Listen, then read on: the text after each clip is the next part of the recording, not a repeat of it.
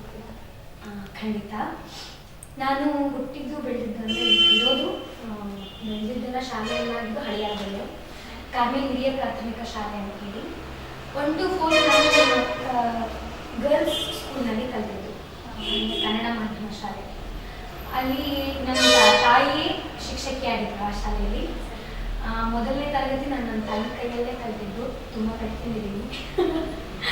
ತಾಯಿನೇ ಮೊದಲ ಗುರು ನನಗೆ, ಸಂಗೀತದಲ್ಲೂ ವಿದ್ಯೆಯಲ್ಲೂ ಕೂಡ. ಹಾಗೆ ತಂದೆಯೂ ಕೂಡ ನನಗೆ ಕಲಿಸಿದ್ದಾರೆ ತುಂಬ.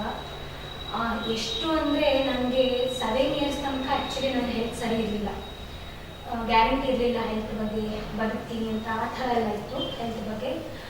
ಆ ಟೈಮಲ್ಲಿ ನನ್ನ ಅಪ್ಪ ತಮಗಿರೋ ಕೆಲಸವನ್ನು ಬಿಟ್ಟು, ನನ್ನ ಸಲುವಾಗಿ ಅವ್ರ ಕೆಲಸವನ್ನು ಬಿಟ್ಟು ನನ್ನನ್ನು ಸಾಕಿದ್ದಾರೆ, ಇಷ್ಟು ದೊಡ್ಡೋಳನ್ನು ಮಾಡಿದ್ದಾರೆ. ಪ್ರತಿದಿನ ಶಾಲೆಗೆ ಕಳಿಸ್ಬರೋದು, ಕರ್ಕೊಂಡು ಬರೋದು ಎಲ್ಲ ಅವರೇ ಮಾಡ್ತಿದ್ದಿದ್ದು. ಇಲ್ಲಿ ತನಕನೂ ನನ್ನೊಟ್ಟಿಗೆ ಅವರೇ ಇದ್ದಾರೆ, ಅಪ್ಪ ಅಮ್ಮ. ತಂಗಿ ಇದ್ದಾರೆ ಅವಳು ಮಾನಸ ಅಂತ, ಮತ್ತು ಅಕ್ಕ ಮಧುರ ಅಂತ ಹೇಳಿ. ಅಮ್ಮ ಇನ್ನೇನು ನಾಗೇಶ್ ಅಂತ ಹೇಳಿ ಈಗ ಮುಖ್ಯಾಧ್ಯಾಪಕಿಯಾಗಿ ಕೆಲಸ ಮಾಡ್ತಿದ್ದಾರೆ ಗೌರ್ಮೆಂಟ್ ಶಾಲೆಯಲ್ಲಿ. ಅಪ್ಪ ಮೋಹನ್ ನಾಯ್ಕ್ ಅಂತ ಹೇಳಿ, ಅವರು ಅದೇ ಹೇಳಿದೆ ಅಲ್ವಾ, ನನ್ನ ಸಲುವಾಗಿ ಅವರು ಎಲ್ಲ ಕೆಲಸವನ್ನು ಬದಿಗುತ್ತಿ ಎಲ್ಲ ಜಾಬ್ಗಳನ್ನು ಕೂಡ ಬಿಟ್ಟು ಬಂದರು ನನ್ನ ಸಲುವಾಗಿ. ಇಷ್ಟು ದೊಡ್ಡೋಳಾಗಬೇಕು ಅಂದರೆ ನಾನು ಮಾತ್ರ ಕಾರಣ ಅಲ್ಲ, ನನ್ನ ಅಪ್ಪ ಅಮ್ಮಂದು ತುಂಬ ಶ್ರಮ ಇದೆ. ನನ್ನ ಫ್ಯಾಮಿಲಿ, ಇಡೀ ಫ್ಯಾಮಿಲಿ, ನನ್ನ ಮಾವ, ನನ್ನ ಅತ್ತೆ, ಚಿಕ್ಕಮ್ಮಂದು, ಅಜ್ಜಿ ಎಲ್ಲರೂ ಸಹ ತುಂಬ ಸಪೋರ್ಟ್ ಮಾಡ್ತಿದ್ದಾರೆ. ಬೆಳೆದು ಬಂದಿದ್ದು ಅದೇ ಥರ ಚುಟಿಯಾಗಿ ತುಂಬ ತುಂಟಿ ಕಿಲಾಡಿ ಇದ್ದೆ. 7th ತನಕನೂ ಹುಡುಗಾನೆ ಅಂತ ಹೇಳಿ ರೆಕಗ್ನೈಸ್ ಮಾಡ್ತಿದ್ರು ನನಗೆ, ಅಷ್ಟು ಕಿಲಾಡಿ. 7th ಇಂದ ಡ್ರೆಸ್ಸಿಂಗ್ ಸ್ಟೈಲ್ ಕೂಡ ಹಾಗೆ ಇದ್ದಿದ್ದು ನಾನು. 7th ತನಕನೂ ಹುಡುಗ ಥರನೇ ಡ್ರೆಸ್ ಆಗ್ತಿದ್ದೆ. ಆಮೇಲೆ 7th ಇಂದ ಸ್ವಲ್ಪ ಚೇಂಜ್ ಆಗ್ತಾ ಬಂತು ಡ್ರೆಸ್ಸಿಂಗ್ ಸ್ಟೈಲ್, ನಮ್ಮ ಬಿಹೇವಿಯರ್. ಮೇಡಮ್, ಬಾಲ್ಯ ಸ್ನೇಹಿತರ ಬಗ್ಗೆ ಏನಾದರೂ ತಿಳಿಸ್ಕೊಡ್ತೀರಾ? ಹಾಂ, ನನಗೆ 1 to 4 ಹೇಳಿದೆ ಕನ್ನಡ ಮೀಡಿಯಮಲ್ಲಿ ಕಲ್ತಿದ್ದು ನಾನು, ಗರ್ಲ್ಸ್ ಸ್ಕೂಲ್ನಲ್ಲಿ. ಅಲ್ಲಿ ವಿಜಯಲಕ್ಷ್ಮಿ ಅಂತ ಒಬ್ಬಳಿದ್ರು, ಹೆಚ್ಚು ಅವಳೊಟ್ಟಿಗೆ ಇದ್ದಿದ್ದು ಅಂತ ಏನಿಲ್ಲ, ಬಟ್ ಫ್ರೆಂಡ್ ಆಗಿದ್ದು. ಅದ್ರ ನೆಕ್ಸ್ಟ್ ನಾನು 4th to 10th ತನಕ ಕಾರ್ಮೆಲ್ ಹೈಸ್ಕೂಲಲ್ಲಿ ಕಲ್ತಿದ್ದು ನಾನು ಹಳಿಯಾಳದಲ್ಲಿ.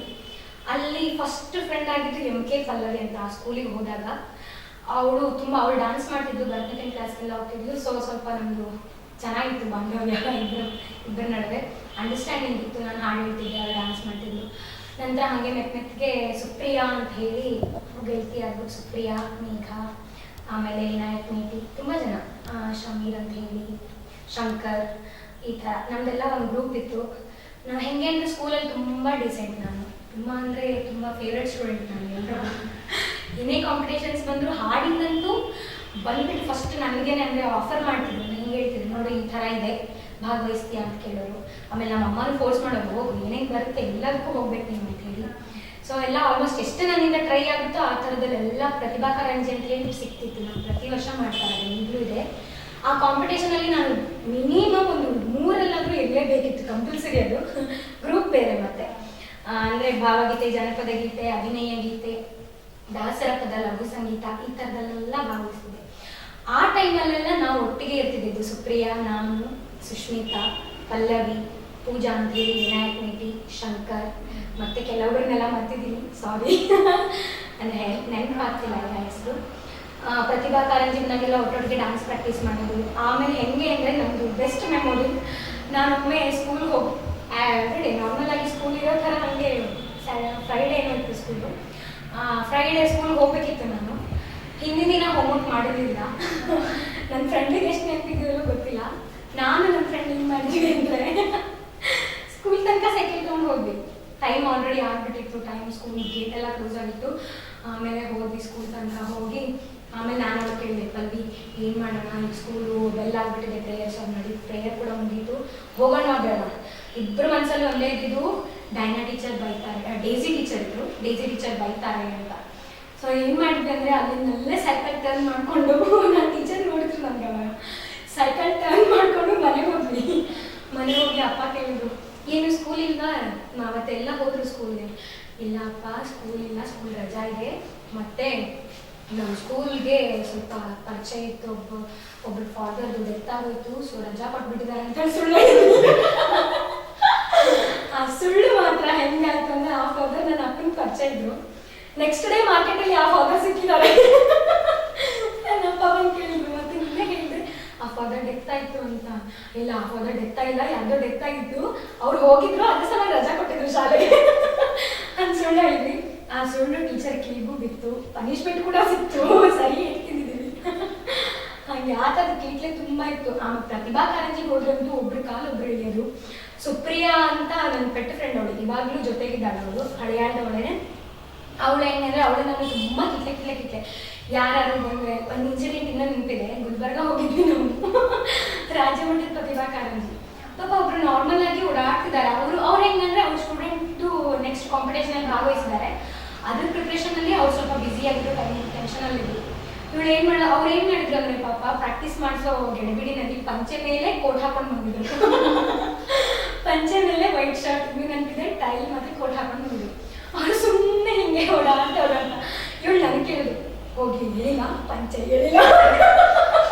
ಅದ್ರ ಬಾಲ್ಯದಿಂದನೇ ತುಂಬಾ ಲೂಟಿ, ನಾವು ತುಂಬಾ ಲೂಟಿ.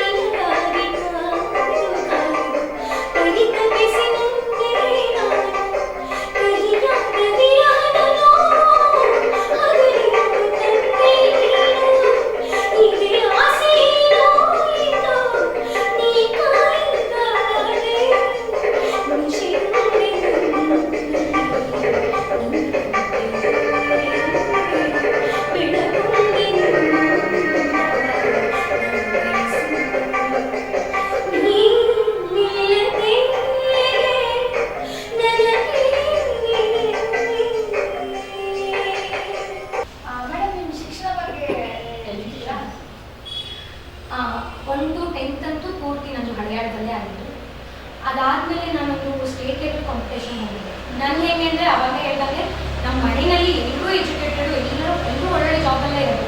ಅಂದರೆ ಮೆಡಿಕಲ್ ಫೀಲ್ಡಲ್ಲಿ ಇದ್ದಾರೆ, ಇಂಜಿನಿಯರ್ ಇದ್ದಾರೆ ನಮ್ಮ ಅಮ್ಮ, ಆಮೇಲೆ ಅತ್ತೆ ಕೂಡ ಸ್ಟೇಟ್ ಬ್ಯಾಂಕಲ್ಲಿ ವರ್ಕ್ ಮಾಡ್ತಾರೆ. ಹಾಗೆ ಎಲ್ಲ ಒಳ್ಳೊಳ್ಳೆ ಫೀಲ್ಡಲ್ಲೇ ಇರೋದು. ಆರ್ಮಿಯಲ್ಲಿದ್ದಾರೆ ಚಿಕ್ಕಪ್ಪ. ಅವರೆಲ್ಲರೂ ಅಷ್ಟಿತ್ತು ನನ್ನನ್ನು ಮ್ಯೂಸಿಕ್ ಫೀಲ್ಡಲ್ಲೇ ಬೆಳೆಸಬೇಕು ಅನ್ನೋ ಆಸೆ ಅವ್ರಿಗೆ. ತುಂಬ ಕಷ್ಟಪಡ್ತಾರೆ ಕೂಡ ನನ್ನ ಸಲುವಾಗಿ, ನನ್ನ ಫ್ಯಾಮಿಲಿಯವರೆಲ್ಲ. 1 to 10 ಮುಗಿಸಿದ ಮೇಲೆ ನಾನು ಸ್ಟೇಟ್ ಲೆವೆಲ್ ಕಾಂಪಿಟೇಷನ್ಗೆ ಕೈಗಾ ಹೋದೆ. ಫಸ್ಟ್ ರೌಂಡ್ನಲ್ಲಿ ಶಶಾಂಕ್ ಅಂತ ಹೇಳಿ ಬಂದಿದ್ರು ಅವರು ಜಡ್ಜ್ ಆಗಿ. ಅದಾದ್ಮೇಲೆ ಫೈನಲ್ ರೌಂಡ್ಗೆ ವಿದ್ವಾನ್ ಶ್ರೀ ಶಂಕರ್ ಶಾನುಭವ್ ಅಂತ ಹೇಳಿ ಸರ್ ಬಂದಿದ್ರು. ಅವರು ಕಾಂಪಿಟೇಷನ್ಗೆ ಆ್ಯಕ್ಚುಲಿ ಅವ್ರಿಗೂ ಬರೋ ಇದಿರಲಿಲ್ಲ, ನನಗೂ ಹೋಗೋ ಮೂಡ್ ಇರಲಿಲ್ಲ. ಅದೇನೋ ಅಚಾನಕ್ಕಾಗಿ ಅವ್ರಿಗೂ ಕೂಡ ಬಂತು, ಯಾವುದೋ ಪ್ರೋಗ್ರಾಮ್ ಕ್ಯಾನ್ಸಲ್ ಆಗಿ ಅವರು ಬಂದರು, ನಾನು ಹೋದೆ, ಏನೋ ಒಟ್ಟಿಗೆ ಸೇರಿ ಬಂತು. ಆಮೇಲೆ ಫೈನಲ್ ರೌಂಡ್ಗೆ ನಾವು ಫುಲ್ಲು ಹುಷಾರಿರಲಿಲ್ಲ. ಅವಾಗ ನಾನು ಕಾಂಪಿಟೇಷನ್ಗೆ ಹೋಗಲ್ಲ ಅಂತ ಹೇಳಿದ್ದೆ. ಬಟ್ ನಮ್ಮಮ್ಮ ಫೋರ್ಸ್ ಮಾಡಿ ಹೋಗೋವಾಗ ತುದಿಗಾಲಲ್ಲಿ ಹೋಗಿದ್ದು ನಾನು ಸ್ಟೇಜ್ ಮೇಲೆ. ಅಂದರೆ ಆಲ್ಮೋಸ್ಟ್ 7 ಲೇಯರ್ ನಮ್ಮದು ಕಾಲಿಂದ ಕಟ್ ಮಾಡಿದ್ರು, ಆಪ್ರೇಷನ್ ಥರ ಆಗಿತ್ತು, ಒಂದು ಇನ್ಫೆಕ್ಷನ್ ಆಗಿ. ಸೊ ಹೋಗೋ ಇಂಟ್ರೆಸ್ಟೇ ಇರಲಿಲ್ಲ. ತುದಿಗಾಲ ಮೇಲೆ ಹೋಗಿ ಅದೇ ತುದಿಗಾಲ ಮೇಲೆ ನಿಂತ್ಕೊಂಡು ಸಿಟ್ಕ್ಯಾಕೋ ಹಾಡು ಹೇಳಿದ್ದೆ. ಆ ಹಾಡು ತುಂಬ ಇಷ್ಟ ಆಗಿತ್ತು. ಬಟ್ ನಾನು ಹಾಡಬೇಕಾದ್ರೆ ಏನು ಮಾಡಿದೆ, ಯೂಶ್ವಲಿ ಎಲ್ಲ ಜಡ್ಜಸ್ ಏನು ಮಾಡ್ತಾರೆ ಅಂದರೆ ಫಸ್ಟ್ ಏನಾದ್ರು ಮಿಸ್ಟೇಕ್ ಆಗಿಬಿಟ್ರೆ ಇವ್ರಿಗೆ ಕಾನ್ಫಿಡೆನ್ಸ್ ಇಲ್ಲ ಆ ಥರ ಮಾಡಿ ಸ್ವಲ್ಪ ಸರಿಸ್ಬಿಡ್ತಾರೆ, ಸರಿನಾ ನೀನು ಚಾನ್ಸ್ ಮುಗೀತು ಅಂತ. ಬಟ್ ಅವತ್ತು ಅವ್ರು ಏನು ಮಾಡಿದ್ರು ಅಂದರೆ ನಾನು ಶ್ರುತಿ ತಪ್ಪದೆ ಫಸ್ಟ್ ಸ್ಟಾರ್ಟ್ ಮಾಡಬೇಕಾದ್ರೆ ಅವರು ಇರ್ಲಿ ಪುಟ್ಟ ಮತ್ತೊಮ್ಮೆ ಹೇಳು ಅಂತ ಹೇಳಿ ಕಟ್ ಮಾಡಿಸಿ ಮತ್ತೆ ರೀಸ್ಟಾರ್ಟ್ ಮಾಡಿಸಿದ್ರು ನನಗೆ. ಆಮೇಲೆ ಸಿಟ್ಕ್ಯಾಕೋ ಹೇಳಿದ್ರೆ ತುಂಬ ಚೆನ್ನಾಗಾಯ್ತು ಅದು. ಅದೇ ಸ್ಟೇಜಲ್ಲೇ ನಾನು ಅಂದ್ಕೊಂಡಿದ್ದೆ ನಾನು ಫಸ್ಟ್ ಏನು ಬರಲ್ಲ, ಯಾಕಂದರೆ ಫಸ್ಟ್ಗೆ ಮಿಸ್ ಮಾಡಿಬಿಟ್ಟಿದ್ದೀನಿ ಅಂತ. ಆಮೇಲೆ ಏನೋ ಹಾಡಿದೆ, 3rd ಪ್ರೈಸ್ ಅನೌನ್ಸ್ ಮಾಡಿದ್ರು, 2nd ಪ್ರೈಸ್ ಅನೌನ್ಸ್ ಮಾಡಿದ್ರು. ನಾನು ಅಮ್ಮಗೆ ಹೇಳಿದೆ, ಅಮ್ಮ ಬರಲ್ಲ ನಡಿಯಮ್ಮ ಹೋಗೋಣ, ಅಮ್ಮ ಬರಲ್ಲ ನಡಿಯಮ್ಮ ಅಂತ. ನಾನು ಅಮ್ಮನ ಕಣ್ಣಲ್ಲಿ ಬಂದು ನೀರು ಬಂದಿದ್ದೆ, ನನ್ನ ಮಗಳು ಬರಲಿಲ್ಲ ಅಂತ. ಇನ್ನೇನು ಇಳಿಬೇಕದು, ನಾನು ಅಮ್ಮ ಹೋಗೋಣ ಬಾ ಅಮ್ಮ ಅಂತ. ಆಮೇಲೆ ಅವರು ಇಲ್ಲ ನೋಡೋಣ ಫಸ್ಟ್ ಇಯರ್ ಬಂದಿದ್ದಾರೆ ಅಂತ. ಆಮೇಲೆ ಸರಿ ಅವ್ರು ಒತ್ತಾಯ ಕುತ್ಕೊಂಡೆ. ಆಮೇಲೆ ಅನೌನ್ಸ್ ಮಾಡಿದ್ರು ಫಸ್ಟ್ ಪ್ರೈಸ್ ನೀಗಿನ ಅಂತೇಳಿ. ಖುಷಿ ಆಗಿತ್ತು. ನಮ್ಮ ಅಮ್ಮ ದುಃಖದಿಂದ ಆಡೋರು ಖುಷಿ ಕಾಣಕ್ಕೆ ಶುರು ಮಾಡಿದ್ರು. ಮೇಡಮ್, ನಮ್ಮ ವೀಕ್ಷಕರಿಗೆ ಅದೊಂದು ಲೈನ್ ಹಾಡಿನ ಬಗ್ಗೆ ನೀವು ಹೇಳ್ಬೋದಾ? ಒಂದು ಲೈನ್ ಹೇಳಿ. ಸರಿ. ಸಿಟ್ಕ್ಯಾಕೋ ನನ್ನ ಜಾಣ ಇಟ್ಟಾಯ್ತು ನಿನ್ನ ಮೇಲೆ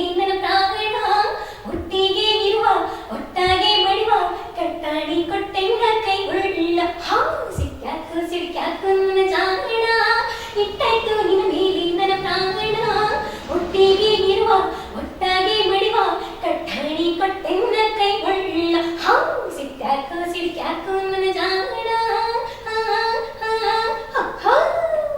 ತಂದಾನ ತಾನ ತಂದ ತಂದೆ ತಾನ ತಂದಾರ ತಂದ ತಂದಾನ ತಾನ ತಂದ ತಂದೆ ತಾನ ತಂದಾರ ತಂದ.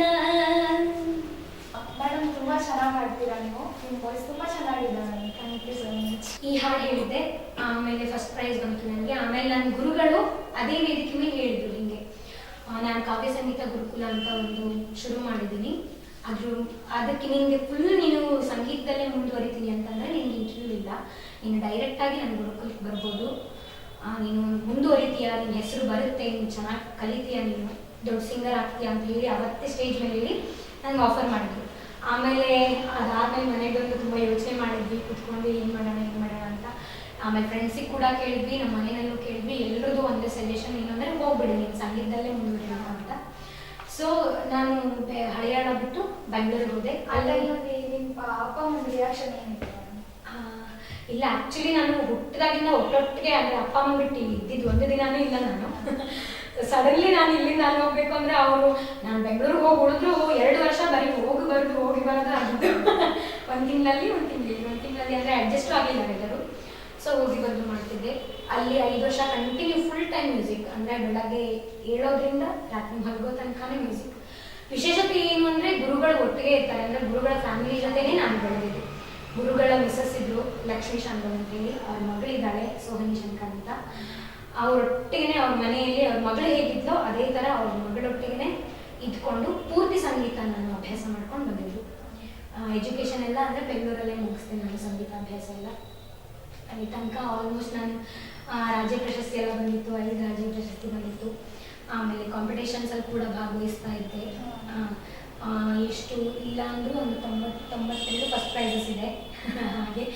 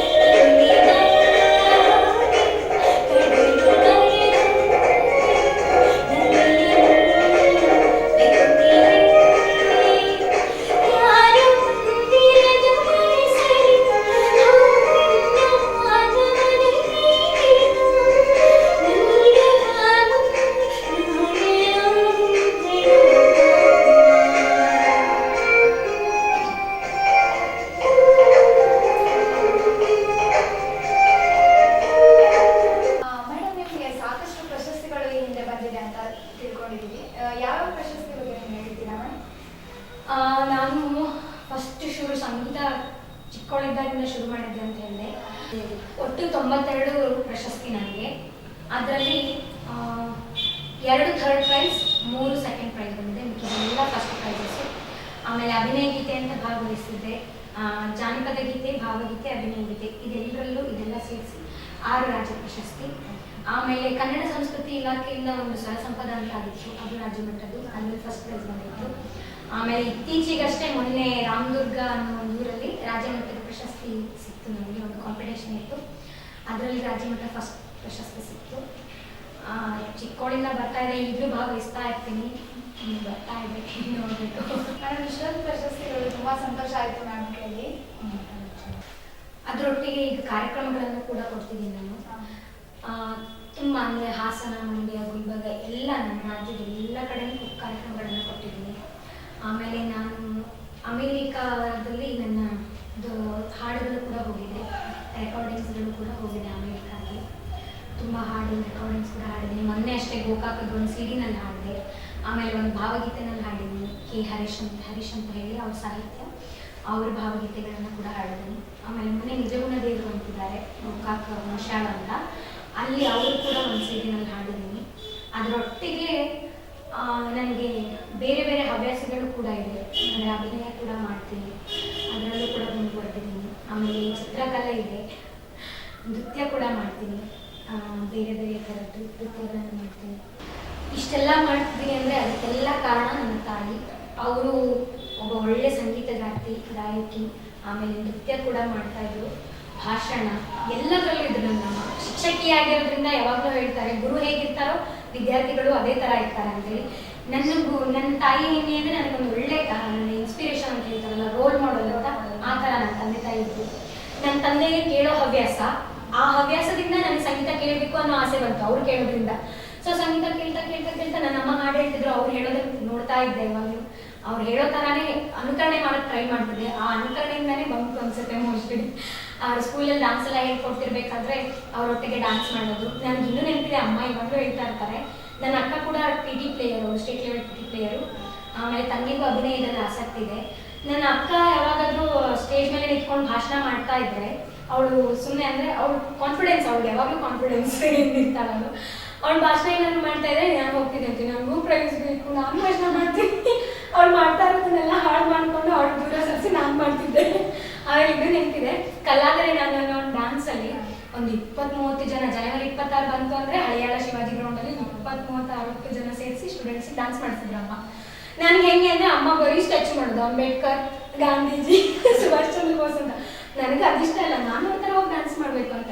ಆಮೇಲೆ ಒಂದ್ಸತಿ ನನಗೆ ಅಂಬೇಡ್ಕರ್ ಮಾಡಿ ನಿಲ್ಲಿಸಿದ್ರು, ಕಲಾದರೆ ನಾನು ಮಾಡಬೇಕಿತ್ತು. ಎಲ್ಲರೂ ಡ್ಯಾನ್ಸ್ ಮಾಡ್ತಿದ್ದಾರೆ, ನಾನು ಆ ಸ್ಟ್ಯಾಚು ಬುಕ್ ಇಟ್ಕೊಂಡು ನಿಂತ್ಕೊಂಡಿರೋಳು, ಕೋಟೆಲ್ಲ ಹಾಕೊಂಡು ನಿಂತ್ಕೊಂಡಿದ್ದವಳು, ಸ್ಟೂಲ್ ಮೇಲೆ ಬುಕ್ ಇಟ್ಬಿಟ್ಟು ಹೋಗಿ ಅವ್ರ ಜೊತೆ ಅದು ಡ್ಯಾನ್ಸಿಂಗ್ ಮಾಡ್ತಿದ್ದೆ. ನಾನು ನನ್ನಷ್ಟಕ್ಕೆ ನಾನು ಮಾಡ್ತಿರಲಿಲ್ಲ, ಅವಳು ನಿಂತ್ಕೊಂಡಿದ್ದೀನಿ, ಅವಳು ದೂರ ಸಸಿ ಆ ಪ್ಲೇಸಿಗೆ ನಾನು ಮಾಡ್ತಿದ್ದೆ. ಪಾಪ ಇವಾಗಲೂ ಹಂಗೆ ಆಗಿದೆ. ಆ್ಯಕ್ಚುಲಿ ನಮ್ಮ ಮನೆಯಲ್ಲಿ ಕಲೆ ಅಂತ ಬಂದಿದ್ದು ನನ್ನ ಅಕ್ಕನಿಗೆ, ಮಧುರ ಅಂತ ಹೇಳಿ ಅವಳ ಹೆಸರು. ಅವಳಿಗೆ ಕಲೆ ಅಂತ ಫಸ್ಟ್ ನಾನು 3 ಜನರಲ್ಲಿ ಫಸ್ಟ್ ಬಂದಿದ್ದು ಅವಳಿಗೆ. ಅವಳು ಭಾಷಣ ಮಾಡ್ತಿದ್ಲು, ಹಾಡು ಹೇಳ್ತಿದ್ಲು, ಡ್ಯಾನ್ಸ್ ಮಾಡ್ತಿದ್ಲು, ಎಲ್ಲ TT ಆಗಲಿ ಎಲ್ಲ ಸ್ಪೋರ್ಟ್ಸಲ್ಲೂ ಕೂಡ. ನಾನು ಅವಳನ್ನು ನೋಡ್ತಾ ಬೆಳೆದೆ, ಅವಳು ಹೇಗಿರ್ತಾಳೋ ಆ ಥರ ನಾನು ಇರಬೇಕು. ಯಾಕಂದರೆ ಅಕ್ಕ ತಂಗಿ ಗೊತ್ತಿದೆ, ಎಲ್ರಿಗೂ ಅಕ್ಕ ತಂಗಿ ಸಂಬಂಧ ಹೇಗಿರ್ತಾರೆ ಎಲ್ಲ ಶೇರ್ ಮಾಡ್ಕೊಳ್ತೀವಿ, ಅವರನ್ನು ಅಬ್ಸರ್ವ್ ಮಾಡ್ತಿರ್ತೀವಿ. ಆ ಥರ ಅವಳನ್ನು ನೋಡ್ತಾ ಅವ್ಳು ಮಾಡೋದೆಲ್ಲ ಮಾಡ್ತಿದ್ದೆ. ಭಾಷಣ ಅವಳು ಸ್ಕೂಲಲ್ಲಿ ಮಾಡಿದ್ರೆ ಮನೇಲಿ ಇಟ್ಕೊಂಡು ಬುಕ್ ಇಟ್ಕೊಂಡು ನಾನು ಗಾಂಧೀಜಿ ಥರ ನಿಲ್ಲೋದು, ಆ ಥರ ಸ್ಪೀಚ್ ಕಲಿತೆ. ಹೀಗೆ ಎಲ್ಲ ನನ್ನ ಪ್ರತಿ ಕಲೆ ನೋಡಿ, ಪ್ರತಿ ಪ್ರತಿಭೆ ಹಿಂದೆ ನನ್ನ ಅಮ್ಮ ಇದ್ದಾರೆ. ಡ್ರಾಯಿಂಗ್ ಬಿಡಿಸೋಕೆ ಕಲಿತೆ, ಅದಕ್ಕೆ ಕಾರಣ ಅಮ್ಮ ರಂಗೋಲಿ ಬಿಡ್ತಿದ್ರು, ಫ್ರೀ ಹ್ಯಾಂಡ್ ರಂಗೋಲಿ ಬಿಡ್ತಿದ್ರು. ಆ ರಂಗೋಲಿ ಬಿಡೋದನ್ನು ನೋಡಿ ನೋಡಿ ನೋಡಿ ಸುಮ್ಮನೆ ಟ್ರೈ ಮಾಡ್ತಿದ್ದೆ ಅಲ್ಲಿ ಅಷ್ಟೇ. ಆದರೆ ಇವಾಗ ಸ್ವಲ್ಪ ಪರವಾಗಿಲ್ಲ, ನಾನು ಡ್ರಾಯಿಂಗ್ ನೋಡ್ಬೋದು, ಟ್ರೈ ಮಾಡ್ತೀನಿ, ಡ್ರಾಯಿಂಗ್ ಬಿಡಿಸ್ತೀನಿ. ಅವ್ರ ಥರ ಡ್ಯಾನ್ಸ್ ಮಾಡೋಕ್ಕೆ ಟ್ರೈ ಮಾಡ್ತಿದ್ದೆ, ಈಗ ಡ್ಯಾನ್ಸ್ ಕೂಡ ಮಾಡ್ತಿದ್ದೀನಿ. ಹಾಡಂತೂ ತುಂಬ ಚೆನ್ನಾಗಿ ಅವ್ರು ಎಲ್ಲರೂ ಹೇಳ್ತಿರ್ತಾರೆ, ನಾನು ಹೇಳೋದಲ್ಲ, ಎಲ್ಲರೂ ಹೇಳ್ತಾರೆ ಚೆನ್ನಾಗಿ ಹಾಡ್ತೀಯ ಅಂತ. ಎಲ್ಲದಕ್ಕೂ ತಂದೆ ತಾಯಿ, ನನ್ನ ಗುರುಗಳ ಆಶೀರ್ವಾದ, ನನ್ನ ಅಜ್ಜ ಮಲಪ್ಪ ನಾಗೇಶ್ ಅಂತ ಹೇಳಿ ಅವ್ರ ಹೆಸರು, ಅವರು, ಆಮೇಲೆ ಅಜ್ಜಿ ಇದ್ದಾರೆ ಸಾವಿತ್ರಿ ಅಂತ, ಅವ್ರ ಆಶೀರ್ವಾದ, ನಮ್ಮ ಮಾವ ಅತ್ತೆ ಎಲ್ಲರ ಆಶೀರ್ವಾದದಿಂದ ಒಂದು ಲೆವೆಲಿಗೆ ಈಗ ಒಂದು ಸ್ಟೇಜಿಗೆ ಬಂದು ನಿಂತ್ಕೊಂಡಿದ್ದೀನಿ. ಒಟ್ಟಿನಲ್ಲಿ ಎಲ್ಲ ಕಲೆಗಳು ನಿಮ್ಮಲ್ಲಿದೆ ಮೇಡಮ್.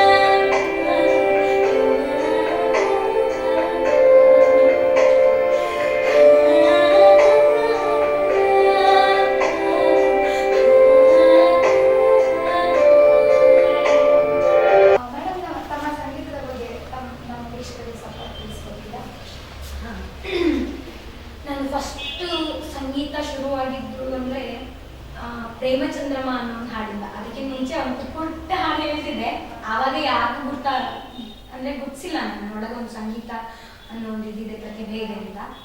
ಬಟ್ ಫಸ್ಟು ಅದನ್ನು ಕಂಡು ಹಿಡಿದಿದ್ದು ಯಾರು ಅಂದರೆ ಗಜು, ನಾವು ಗಜು ಅಂತಾನೆ ಕರೆದಣ್ಣ, ಗಜು ಅಂತ ಹೇಳಿ. ಅವ್ರು ಬೆಳಗಾವಿಯಲ್ಲಿ ಇರ್ತಾರಲ್ಲ, ಅವ್ರು ಸುಮ್ಮನೆ ಎಲ್ರಿಗೂ ನಾವು 10 ಜನ ಮೊಮ್ಮಕ್ಕಳು ಅಜ್ಜಿಗೆ ಅವ್ರ ಪ್ರತಿಸತಿ ಬಂದಾಗ ಒಂದು ಸ್ಟೂಲ್ ಹಾಕ್ಬಿಟ್ಟು ಅವ್ರು ಕೂತ್ಕೊಂಡು ಎಲ್ರಿಗೂ ಹಾಡು ಹೇಳ್ಸಕ್ಕಿತ್ತು, ಡ್ಯಾನ್ಸ್ ಅಂದರೆ ಎಂಟರ್ಟೈನ್ಮೆಂಟ್.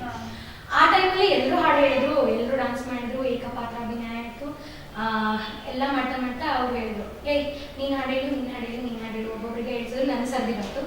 ಪ್ರೇಮಚಂದ್ರಮ್ಮ ಅಂತ ಹೇಳಿ ಒಂದು ಅವ್ರು ಹಾಡು ಹೇಳಿದ್ರು, ಅದೆಲ್ಲರಿಗೂ ಗೊತ್ತೇ ಇದೆ, ತುಂಬ ಫೇಮಸ್ ಹಾಡು. ಆ ಹಾಡನ್ನು ಅವ್ರು ಹೇಳಿದ್ರು, ಒಂದು ಲೈನ್ ಹೇಳಿದ್ರು, ನೀನು ಹೇಳಿ ಈಗ ಅಂತ ಹೇಳಿದ್ರು. ಸರಿ ಅಂತೇಳಿ ನಾನು ಶುರು ಮಾಡಿದೆ. ಅವಾಗಲೇ ಬಂದ್ಬಿಟ್ಟು ಕೇಳಿದ್ರು, ಬಂದ್ಬಿಟ್ಟು ನಮ್ಮ ಅಮ್ಮಗೆ ಹೇಳಿದ್ರು, ತುಂಬ ಚೆನ್ನಾಗಿದೆ ವಾಯ್ಸು, ಹಾಡು ಕಳಿಸ್ಕೊಡಿ, ಹೆಂಗೆ ನೆನಪಿದೆ ನಂಗೆ ಆ ಸೀನು ಹಂಗೆಲ್ಲ ಹೇಳಿದ್ರು. ನಮ್ಮ ಅಮ್ಮ ಅವಾಗೇನು ಅಷ್ಟು ಸೀರಿಯಸ್ ಅಂದರೆ ಜನರಲ್ ಆಗಿ ಎಲ್ಲರೂ ಹೇಳ್ತಾರಲ್ಲ, ಚಿಕ್ಕ ಮಕ್ಳು ಯಾರು ಚೆನ್ನಾಗಿ ಆಡಿದ ತಕ್ಷಣ ಓ ಚೆನ್ನಾಗಿ ಆಡಿದ್ರಂತೆ, ಒಂದು ಹೆಮ್ಮೆ ಇತ್ತು ಅಮ್ಮ ಯಾರು ಚೆನ್ನಾಗಿ ಆಡಿಲ್ಲ ಅಂತ. ಬಟ್ ಅಷ್ಟೊಂದು ಸೀರಿಯಸ್ ಆಗಿ ತಗೊಂಡಿರ್ತಿಲ್ಲ ಮೋಸ್ಟ್ಲಿ ಅವಾಗ ಅಮ್ಮ. ಎಲ್ಲ ಹಾಡು ಮುಗಿತ್ತು. ಆಮೇಲೆ ಪ್ರೇಮಚಂದ್ರಮ್ಮ ಆಯಿತು. ಆಮೇಲೆ ಮತ್ತೆ ಸ್ಕೂಲಲ್ಲಿ ಕೆಲವೊಂದು ಕಾಂಪಿಟೇಷನ್ಸಲ್ಲಿ ಭಾಗವಹಿಸ್ತಿದ್ದೆ. ಫಸ್ಟ್ ಕಾಂಪಿಟೇಷನ್ ಭಾಗವಹಿಸಿದ್ದು ಅಂದರೆ ದೇಶಭಕ್ತಿ ಗೀತೆ ಕಾಂಪಿಟೇಷನ್ ಇತ್ತು. ಅದು ಸ್ಟೇಟ್ ಲೆವೆಲ್ದು ಅಂದ್ಕೊಳ್ತೀನಿ. ಅದ್ರದ್ದು ಆ್ಯಕ್ಚುಲಿ ಸರ್ಕ್ಯುಲರಲ್ಲಿ ಏನಿತ್ತು ಅಂದರೆ 1 to 5th ಒಂದು ಸೆಕ್ಷನ್, ಆಮೇಲೆ 5th to 7th 1 to 4th, ಆಮೇಲೆ 5th to 7th ಒಂದು ಸೆಕ್ಷನ್ ಡಿವಿಷನ್ ಮಾಡಿದ್ವಿ. ನಾನು ಅಮ್ಮನ ಸ್ಕೂಲಲ್ಲೇ ಓದಿರೋದ್ರಿಂದ ಸೆಕೆಂಡ್ ಸ್ಟ್ಯಾಂಡರ್ಡ್ ಏನೋ ಬಂದಿತ್ತದು. ಅವಾಗ ನಾನು ಅಮ್ಮನ ಸ್ಕೂಲಲ್ಲೇ ಇದ್ದೆ. ಆ ಸ್ಕೂಲಲ್ಲಿ ಹೆಂಗಿತ್ತು ಅಂದರೆ ಏನೋ ಒಂದು ಕಾಂಪಿಟೇಷನ್ಸ್ ಬಂತು ಅಂದರೆ ಒಂದಿಷ್ಟು ಮಕ್ಕಳಿಗೆ ಸೆಲೆಕ್ಟ್ ಮಾಡ್ತಿದ್ರು, ಅವ್ರಿಗೆ ಒಂದು ಹಾಡು ಕೊಡ್ತಿದ್ರು. ಆ ಹಾಡನ್ನು ಅವರೆಲ್ಲ ಹೇಳಿ ತೋರಿಸಿದ್ಮೇಲೆ ಯಾರು ಅದ್ರಲ್ಲಿ ಚೆನ್ನಾಗಿ ಹೇಳ್ತಾರೆ ಅವರನ್ನು ಇದು ಮಾಡ್ತಿದ್ದಾರೆ, ಕಾಂಪಿಟೇಷನ್ಗೆ ಕಳಿಸ್ತಿದ್ರು ಅವರು. ಅದೇ ಥರ ಆ ಸ್ಕೂಲಲ್ಲಿ ಹೆಂಗೆ ಅಂದರೆ ನಾನು ಅಮ್ಮನ ಮಗಳು ಅಲ್ಲ, ಅಲ್ಲಿ ನಾಗೇಶಿ ಟೀಚರ್ ಸ್ಟೂಡೆಂಟ್ ನಾನು ಅಷ್ಟೇ. ಅದೂ ಹೆಂಗೆ, ನಾನು ಅವ್ರ ಸ್ಟೂಡೆಂಟು ಅಲ್ಲ, ಸೆಕೆಂಡ್ ಸ್ಟ್ಯಾಂಡರ್ಡ್. ಅವಾಗ ಬೇರೆ ಸರ್ ಇದ್ರು, ಅಭಿಗೇರಿ ಸರ್ ಏನಿದ್ರು ಮೋಸ್ಟ್ಲಿ, ನನಗೆ ನೇತ್ರಿಕಾ ಟೀಚರ್ ಇದ್ರು. ಆಮೇಲೆ ನಾನು ಅವ್ರ ಸ್ಟೂಡೆಂಟ್ ಆಗಿ ಹೋದೆ, ಚೆನ್ನಾಗಿ ಹೇಳಿದೆ. ಆಮೇಲೆ ಸೆಲೆಕ್ಟ್ ಮಾಡಿದ್ರು, ಸರಿ ನೀವಿನ ಕಾಂಪಿಟೇಷನ್ಗೆ ಹೋಗ್ತಾರೆ ಅಂತೆಲ್ಲ ಆಯಿತು. ಯಾವ ಶಿಕ್ಷಕರು ಸರ್ಕ್ಯುಲರ್ ಓದೇ ಇಲ್ಲ. ಅಲ್ಲಿ ಏನಿತ್ತು ಅಂದರೆ 5th to 7th ಸ್ಟೂಡೆಂಟ್ಸು ಭಾಗವಹಿಸಬೇಕು ಅಂತಿತ್ತು. ನಾನು ಎಷ್ಟು 1 to 4th ಸೆಕೆಂಡ್ ಸ್ಟ್ಯಾಂಡರ್ಡ್ ಇದ್ದಿದ್ದು, ನಾನು ಆ ಸೆಕ್ಷನಲ್ಲಿ ಯಾಕೆ ಬರಲ್ಲ ಮೋಸ್ಟ್ಲಿ. ಆಮೇಲೆ ಇವರು ಕಳಿಸಿದ್ರು, ಅಲ್ಲೆಲ್ಲ ಹೇಳಿದ್ರು ಇಲ್ಲ 5th to 7th ಇಲ್ಲ, ಇದು ಚಿಕ್ಕ ಮಗಳು ಆಗ್ತಾಳೆ ಬೇಡ ಅಂತ. ಆಮೇಲೆ ಆಲ್ರೆಡಿ ಹಾಡು ಆಗ್ಬಿಟ್ಟಿತ್ತು, ಆ ಹಾಡು ಆದ್ಮೇಲೆ ಗೊತ್ತಾಗಿತ್ತು. ಆಮೇಲೆ ಫಸ್ಟ್ ಪ್ರೈಸ್ ಬಂತು. ಆವಾಗ ನನ್ನ ಅಮ್ಮಂಗೆ ಅನಿಸ್ತು, ನೋಡು 5th to 7th ಅಲ್ಲಿ ಭಾಗವಹಿಸಿದಾಗಲೂ ನನ್ನ ಮಗಳು ಫಸ್ಟ್ ಬಂದಿದ್ದಾಳೆ ಅಂದರೆ ಇವಳಿಗೆ ಅರ್ಹತೆ ಇದೆ, ಇವಳು ಹಾಡು ಹೇಳ್ತಾಳೆ ಅಂತ. ಆವಾಗ ಶುರು ಆಯಿತು. ಫಸ್ಟ್ ಹೇಳಿದ ಹಾಡು ಕಾಲ ಉರುಳಿ ಋತು ಮರಳಿ ಬಂತು ನಮ್ಮ ಶ್ರಾವಣ ಅನ್ನೋ ಹಾಡು. ಸಾಹಿತ್ಯ, ಆ ಸಾಹಿತ್ಯಕ್ಕೆ ನನ್ನ ಅಮ್ಮನೇ ಕಂಪೋಸ್ ಮಾಡಿದ್ದು. ಫಸ್ಟ್ ರಾಗ ಸಂಯೋಜನೆ ಅವರೇ ರಾಗ ಸಂಯೋಜನೆ ಮಾಡಿ ಕಲಿಸಿರೋ ಹಾಡೋದು. ಆ ಹಾಡಿಂದ ಫಸ್ಟ್ ಪ್ರೈಸ್ ಬಂದೆ ನಾನು. ಅದಾದ್ಮೇಲೆ ಮತ್ತೆ ಅಭಿನಯ ಗೀತೆಗೆಲ್ಲ ಭಾಗವಹಿಸಿದೆ. ಅಭಿನಯ ಗೀತೆಗೂ ಹಾಗೆ ಆಗ್ತಿತ್ತು. ಒಂದು ಸಾಹಿತ್ಯ ಅಂತ ನಾವೇ ರಚನೆ ಮಾಡ್ಕೊಳ್ಳೋದು, ಏನೇನೋ ಬರೆಯೋದು, ರಾತ್ರಿ ಎಲ್ಲ ಕೂತು ಬರೆಯೋದು, ನೆಕ್ಸ್ಟ್ ಡೇ ಅಮ್ಮ ಟ್ಯೂನ್ ಹಾಕೊಳ್ಳೋದು, ಅದನ್ನೇ ಹಾಡೋದು. ಒಂದಿನ ಸಂಜೆ ಅದು ಅಮ್ಮ ಶಾಲೆಯಿಂದ ಬಂದಿದ್ರು, ಅಮ್ಮ ನಾನು ದೇವರಾಣಿ, ಈಗ ತುಂಬ ಫೇಮಸ್ ಅದು, ತುಂಬ ಎಲ್ಲರ ಬಾಯಲ್ಲೂ ಆ ಹಾಡು ಓಡ್ತಾ ಇರುತ್ತೆ. ಬಟ್ ಆ ಟೈಮಲ್ಲಿ ಆ ಹಾಡು ಪರಿಚಯ ಇರಲಿಲ್ಲ ಯಾವುದು. ನನ್ನಮ್ಮ ಅಮ್ಮ ನಾನು ದೇವರಾಣೆ ಬೆನ್ನೆ ಕದ್ದಿಲ್ಲಮ್ಮ ಅಷ್ಟೇ ಕೇಳಿದ್ರು, ಅದ್ರ ಮುಂದೆ ಸಾಹಿತ್ಯ ಗೊತ್ತೇ ಇಲ್ಲ ಅವ್ರಿಗೆ. ಆಮೇಲೆ ಇರ್ಬೋದು ಅಮ್ಮಗ ನಾಡಿದ ಅಭಿನಯ ಗೀತೆ ಇದೆ, ಏನು ಮಾಡೋಣ ಅದೊಂದು ಲೈನ್ ಇಟ್ಕೊಂಡು ಫುಲ್ ಹಾಡು ಬಂದರು. ಬೆಣ್ಣೆ ಕದ್ದಿಲ್ಲಮ್ಮ, ಅದಕ್ಕೆ ಅಭಿನಯ ಮಾಡ್ಬೇಕು ನಾನು, ಅವರೇ ಹಾಡ್ಬೋದು.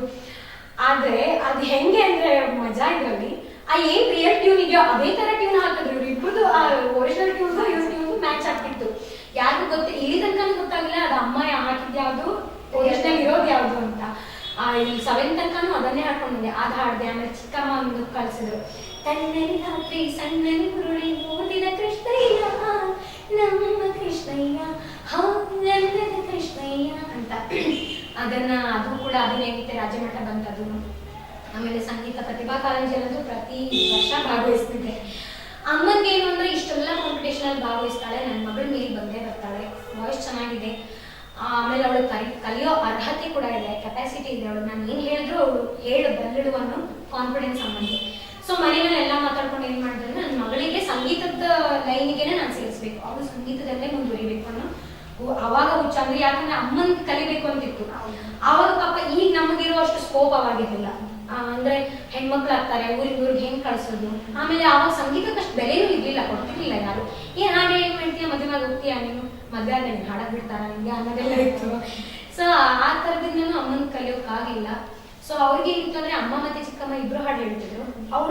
ಅವ್ರಿಗಾಗದೇ ಇರೋದನ್ನ ನಾನ್ ಮಾಡ್ಬೇಕು ಅಂತ, ಅಂದ್ರೆ ಅವ್ರು ನೋಡದೇ ಇರೋ ಜಗತ್ತು ನನ್ನಿಂದ ಅವ್ರು ನೋಡ್ಬೇಕು ಅನ್ನೋ ಆಸೆ ಅವ್ರಿಗೆ. ಹಾಗಾಗಿ ಏನೋ ಕಷ್ಟಪಟ್ಟು ನನ್ನ ಅಮ್ಮ ಸಾಧಾರಣ ಒಂದು ಸರ್ಕಾರಿ ಶಾಲೆಯ ಶಿಕ್ಷಕಿ, ಯಾವಾಗ ಹೆಡ್ ಮಾಸ್ಟರ್ ಕೂಡ ಆಗಿರಲಿಲ್ಲ. ಬರೋ ಪೇಮೆಂಟ್ ಅಲ್ಲಿ 3 ಜನ ಮಕ್ಕಳನ್ನು ಅವ್ರ ಸ್ಕೂಲ್ಗೆ ಇವ್ರ ಸ್ಕೂಲ್ಗೆ ಖರ್ಚಿಗೆ ಇದಕ್ಕೆಲ್ಲ ಆಗ್ತಿತ್ತು. ಅದರಲ್ಲೂ ಪಾಪ ಕಷ್ಟಪಟ್ಟು ಪ್ರತಿ ವಾರಕ್ಕೆ 2 ಸತಿ ಅಂತೂ ನಾವು ಅಮ್ಮ ಬಾಡಿಗೆ ಕಾರ್ ಮಾಡ್ಕೊಂಡು ಪ್ರತಿ ಸತಿ ಧಾರವಾಡ ಹತ್ರ ನಮಗೆ, ಧಾರವಾಡ ಪ್ರತಿ ವಾರ ಬರೋದು ನಾವು. ಬಂದ್ರೆ ಇಲ್ಲಿ ಅವನಕ್ಕೆ ಅಮ್ಮನ ಹೆಂಗ ಮಾಡಿ ಸೇರಿಸ್ಬೇಕು ಅನ್ನೋ ಹುಚ್ಚು. ಇಲ್ಲಿ ಬಂದು ನೋಡಿದಾಗ ಒಂದು ಟೈಮಿಂಗ್ ಸೆಟ್ ಆಗ್ತಿರ್ಲಿಲ್ಲ. ಅಂದ್ರೆ ಸ್ಕೂಲ್ದು ನಂದು 9 to 4 ಇರೋದ್ರಿಂದ ಇಲ್ಲಿ ಟೈಮ್ ಸೆಟ್ ಆಗ್ತಿರ್ಲಿಲ್ಲ. ಇಲ್ಲಿ ಆಫ್ಟರ್ನೂನ್ ಬರಲಿಲ್ಲ ನಾನು, ಸೊ ಕನ್ಸೆಷನ್ ಇರ್ತಿರ್ಲಿಲ್ಲ. ಮತ್ತೆ ಸಪರೇಟ್ ಆಗಿ ತಗೊಳೋಕೆ ಇವಾಗಾದ್ರೆ ಏನಿದೆ, ಎಕ್ಸ್ಟ್ರಾ ಫೀಸ್ ಕೊಟ್ಟರೆ ನನಗೆ ಎಕ್ಸ್ಟ್ರಾ ಎಜುಕೇಶನ್ ಸಿಗುತ್ತೆ. ಆವಾಗ ಆಗೋದಿಲ್ಲ, ಅವ್ರಿಗೂ ಟೈಮ್ ಇರಲಿಲ್ಲ, ಬೇರೆ ಕಡೆ ಕಾರ್ಯಕ್ರಮಕ್ಕೆಲ್ಲ ಹೋಗ್ತಿದ್ರು, ಹಂಗಾಗಿ ಇಲ್ಲ ಆಗಲ್ಲ. ಆಮೇಲೆ ಕೆಲವೊಂದ್ ಕಡೆ ಎಲ್ಲ ಹೆಂಗೆ ಅಂದ್ರೆ ಇಷ್ಟು ಮೇಲ್ ಬಂದಿದ್ದೀನಿ ಅಂದ್ರೆ ತುಂಬಾ ಇದ್ರ ಹಿಂದೆ ತುಂಬಾ ಅವಮಾನ ಕೂಡ ಇದೆ, ಗೌರವ ಕೂಡ ಇದೆ. ಅಷ್ಟೇ ಗೌರವ ಸಿಕ್ಕಿದೆ, ಅಷ್ಟೇ ಅವಮಾನ, ಅಷ್ಟೇ ಕಷ್ಟ, ಅಷ್ಟೇ ಎಲ್ಲರ ಕಡೆ ನಾವೇ ಎಲ್ಲ ಸರಿಕೊಂಡು ಬಂದಿದ್ದೀವಿ. ಹೋದ್ವಿ ಒಂದಿನ ಒಂದು ಎಕ್ಸಾಂಪಲ್ ಹಿಂಗೆ ಧಾರವಾಡದಲ್ಲಿ ಹೋದ್ವಿ. ಆಮೇಲೆ ಕ್ಲಾಸ್ ನಡೀತಾ ಇತ್ತು, ಹೋಗಿ ಕೂತ್ಕೊಂಡ್ವಿ. ಸರಿ ಏನು ಹೆಸರು ಅಂತಂದ್ರು. ಏನು ವಿಶೇಷ ಅಂತಂದ್ರೆ, ಇಲ್ಲ ನಾನು ಕ್ಲಾಸ್ ಸೇರಿಸ್ಬೇಕಿತ್ತು, ನನ್ನ ಮಗಳು ತುಂಬಾ ಚೆನ್ನಾಗಿ ಹಾಡು ಹೇಳ್ತಾಳೆ, ನಾನು ಹಾಡು ಹೇಳ್ತಿದ್ದೆ ಸರ್, ನನ್ಗಾಗಿಲ್ಲ, ನನ್ನ ಮಗಳಿಗೆ ಕಲಿಸ್ಬೇಕು ಅಂತ ಆಸೆ, ನೀವು ಹೇಳ್ಕೊಡ್ತೀರಾ ಅಂದ್ರು. ಆಮೇಲೆ ಖಂಡಿತ ಹೇಳ್ಕೊಡ್ತೀನಿ ಅಂದ್ರು. ಏನ್ ಹೆಸರು ಅಂದ್ರು.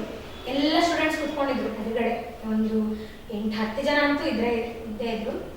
ಕುತ್ಕೊಂಡಾಗ ನನ್ನ ಅಪ್ಪ ಅಮ್ಮ ಏನ್ ಮಾಡಿದ್ರು, ಕುತ್ಕೊಳ್ಳಿ, ನಾವು ಕುತ್ಕೊಂಡಿರ್ಲಿಲ್ಲ. ಫಸ್ಟ್ ಹೋದ ತಕ್ಷಣ ಸ್ವಲ್ಪ ಭಯ ಇರುತ್ತೆ, ಹೊಸ ಗುರುಗಳು ಏನು ಎಂತ ಅಂತ, ಯಾಕಂದ್ರೆ ಸ್ಟ್ರಿಕ್ಟ್ ಇರ್ತೀವಿ. ಮ್ಯೂಸಿಕ್ ಅಂದ್ರೆ ಅವ್ರೊಂಥರ ಸ್ಟ್ರಿಕ್ಟ್, ವಿದ್ವತ್ತೆಲ್ಲ ಆಗಿರುತ್ತಲ್ಲ, ಅವ್ರು ಒಂಥರ ಹಿಂಗೆ ರಿಸರ್ವ್ ಆಗಿರ್ತಾರೆ. ನಮಗೂ ಒಂಥರ ಗೌರವ, ಅಯ್ಯೋ ಗುರುಗಳು ಸಿಕ್ಕರಲ್ಲ ಅಂತ ಕೈ ಮುಗಿದು ಒಳಗಡೆ ಹೋದ್ವಿ. ಸರ್ ಹಿಂಗೆ ಕಲಿಸ್ಬೇಕಿತ್ತು, ಆಗುತ್ತಾ ಅಂತ ಹೇಳಿದ್ರು. ಅಮ್ಮ ಖಂಡಿತ ಆಗುತ್ತೆ. ಆಮೇಲೆ ಕುತ್ಕೊಳ್ಳಿ ಅಂತ ಹೇಳಿದ್ರು. ಆಮೇಲೆ ಕುತ್ಕೊಂಡ್ವಿ. ಏನ್ ಹೆಸರು ಅಂದ್ರು. ಮೇಘ್ನ. ಹಿಂಗೆಲ್ಲ ನಾನು ಹೇಳ್ಕೊಡಲ್ಲ, ಈ ಮಾತು ಬ್ರಾಹ್ಮಣರು ಮಾತ್ರ ಹೇಳ್ಕೊಡೋದು, ಆ ಥರ ಎಲ್ಲ ಹೇಳಿದ್ರು. ಆಮೇಲೆ ನನ್ನ ಅಮ್ಮ ಹೆಂಗೆ ಅಂದ್ರೆ, ಅಷ್ಟು ವಿದ್ಯಾರ್ಥಿಗಳ ಮುಂದೆ ನನ್ನ ಅಮ್ಮ ತುಂಬಾ ದೊಡ್ಡವರು, ಎಲ್ಲ ಪುಟ್ ವಿದ್ಯಾರ್ಥಿ, 5th 5th 6th 7th 10th first PU students ಎಲ್ಲ, ಅವ್ರ ಎದುರುಗಡೆ ಒಂದು ಶಿಕ್ಷಕಿನೂ ಕೂಡ ನಮ್ಮಮ್ಮ ಅಲ್ವಾ. ಅಪ್ಪ ಅಮ್ಮ ಎಷ್ಟೇ ಮಾಡಿದ್ರೆ ಆ ವಿದ್ಯಾರ್ಥಿಗಳಿಗಿಂತ ದೊಡ್ಡವರು. ಅವ್ರು ಸಡನ್ಲಿ ಹಂಗೆ ಹೇಳಿದ ತಕ್ಷಣ ನನ್ನ ಅಮ್ಮ ನಿದ್ದೆ ಹೊಡೆದಂಗಾಯ್ತು. ಸಡನ್ಲಿ ಅಳಕ್ ಶುರು ಮಾಡಿದ್ರು. ಅವಾಗ ಏನು ಮಾತಾಡಲಿಲ್ಲ, ಸ್ಟೆಪ್ಸ್ ಹತ್ಕೊಂಡು ಹೋಗ್ಬೇಕಿತ್ತು, ಹತ್ತು ಕೂತಿದ್ವಿ. ಅವ್ರು ಹಂಗೆ ಹೇಳಿದ ತಕ್ಷಣ ಬಡ ಇಲ್ಲಿ ಬಂದ್ವಿ, ಕೆಳಗೆ ಕುತ್ಕೊಂಡು ಅಲ್ಲೊಂದು ಟೆಂಪಲ್ ಇತ್ತು, ಅಳಕ್ ಶುರು ಮಾಡಿದ್ವಿ. ಅಮ್ಮ ಅಂದ್ರೆ ಏನು ರೂಢಿ, ಇಷ್ಟೆಲ್ಲ ಇದೆಯಾ ಸಂಗೀತದಲ್ಲಿ, ಇಷ್ಟು ಕಷ್ಟಪಡ್ಬೇಕಾ ಅಂತೇಳಿ. ಸರಿ ನೀನು ಬೇಡ ಹ್ಯಾಚನ್ ಅಂತ. ಆಮೇಲೆ ಆ ವಾರ ಮುಗಿತು, ನೆಕ್ಸ್ಟ್ ವಾರ ಬಂದ್ವಿ. ಅಲ್ಲಿ ಆ ಗುರುಗಳ ಹತ್ರ ಹೋದ್ವಿ. ಅಲ್ಲಿ ಟೈಮಿಂಗ್ ಎಲ್ಲ ಸೆಟ್ ಆಯ್ತು.